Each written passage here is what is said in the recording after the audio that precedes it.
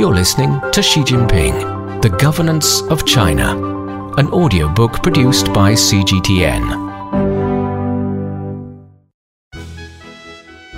How do 40 years of reform and opening up guide China's future path?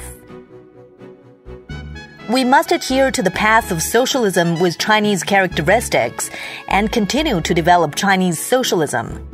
40 years of reform and opening up have taught us that the direction in which we advance decides our future. The path we have chosen decides our destiny. To ensure our future rests in our own hands, we must be firmly committed to our ideal and path. Over the past 40 years of reform and opening up, our party has focused its theory and practice on upholding and developing socialism with Chinese characteristics.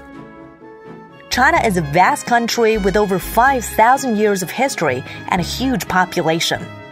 There is no manual to which we can refer in promoting reform and development, neither do we have any need for condescending instructors to lecture our people. Lu Xun, a famous 20th century Chinese writer, said, "What is a road? It comes of trampling places where no road was before, of opening up wasteland where only brambles grew." The path of socialism with Chinese characteristics will allow China to catch up with the times in great strides and play a leading role.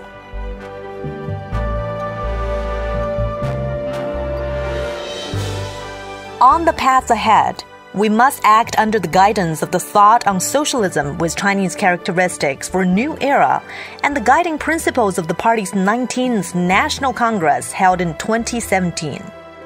We must have full confidence in our path, theory, system, and culture, and keep reform and opening up in the right direction. What to reform and how to reform must be assessed against the overall goal of improving and developing socialism with Chinese characteristics and modernizing our system and capacity for governance. We must reform what should be reformed and can be reformed.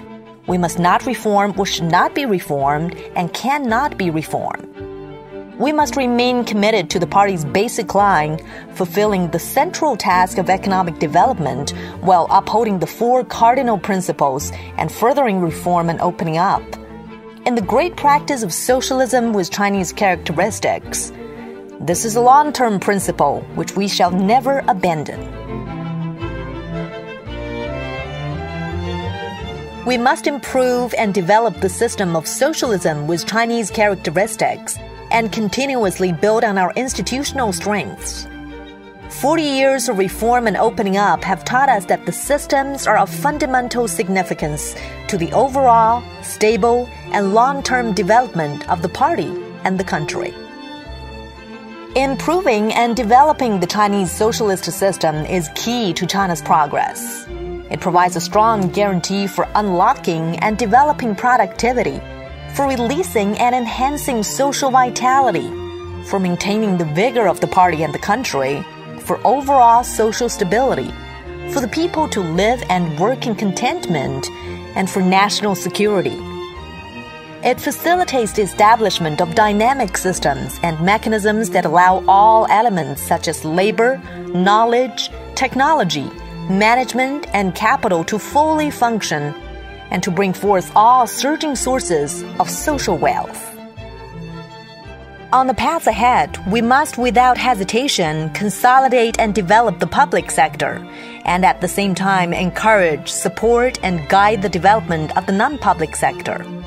We must give full play to the decisive role of the market in resource allocation, give better play to the role of government, and invigorate all market entities. We must ensure that the party's leadership, the people's position as masters of the country, and law-based governance form an indivisible whole. We must uphold and improve the system of people's congresses, the system of CPC-led multi-party cooperation and political consultation, the system of regional ethnic autonomy, and the system of grassroots self-governance. We must advance law-based governance, consolidate and develop the broadest possible patriotic united front, develop socialist consultative democracy, and provide institutional guarantees to ensure that the people are the masters of the country.